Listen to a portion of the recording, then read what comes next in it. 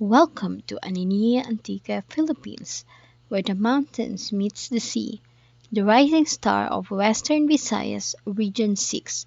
Historical writings will tell you they named the town Anini, after a local word that means a place of small rivers.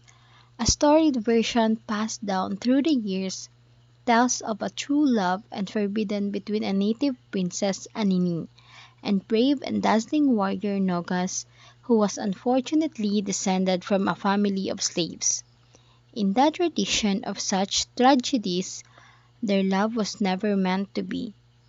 Nogas was killed and thrown out to sea, while Anini pined for him and died of loneliness. From her burial spot on the rocky spot by the Anini-y coast, her tears continue to flow and has become the hot spring of Siraan. A short distance away is the body of her beloved that has been turned into Nogas Island.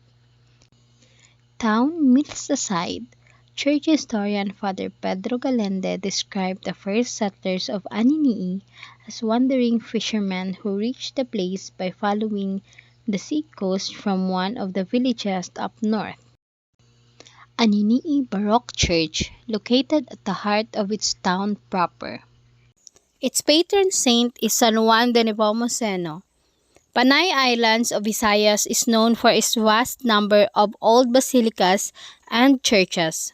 Some are completely damaged and ruined by time, but some are still serving as a house of prayer. In the province of Antique, down to the municipality of Anini-y, there stands a beautiful structure which is the only surviving Spanish colonial church in the province. Anini-y Church, or the parish of St. John of Nepomuceno, is the only preserved church in the Antique, originally built by the Augustinian friars. The church is generally made of corals and stones collected in the immediate area. Its first structure was built around 1630 to 1638. Close to the original church, the present choral structure, on the other hand, was built in 1845. In 1879, Father Geronimo V. Aquirin completed the present complex. In 1902, the church was abandoned and occupied by the Aglipayans for about 4 years. In 1906, the Mill Hill Fathers, a religion congregation from England, arrived and took the responsibility of the church. One of the Mill Hill Fathers, Father William Eric Weld, gave his efforts in preserving the ruins of the convent due to the war while building a new one beside it. He led the restoration of the church when it was severely damaged by a typhoon and the aftermath brought about by the Second World War in 1973. It is a massive white coral Baroque-style church which is dedicated to San Juan Nepomuceno. He is known as the Martyr of Confessional. The church promoted devotion to this saint since it encouraged Catholics to confess in their sins in the presence of a priest, a sacrament of penance.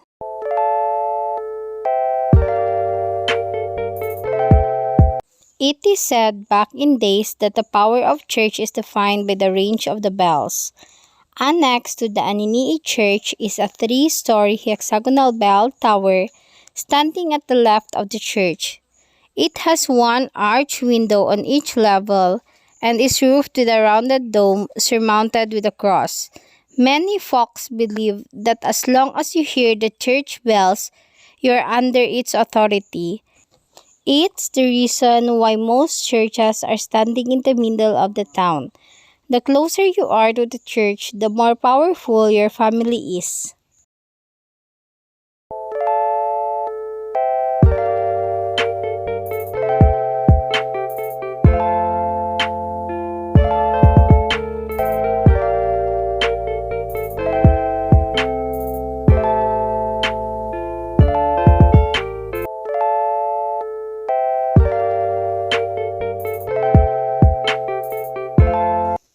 Our country is defined by the power of our religion.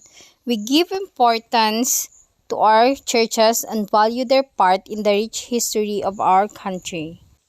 Visit Anini-y Baroque Church in Anini-y, Antique, Philippines. I hope you learned something about our very own historical church. Thank you and goodbye.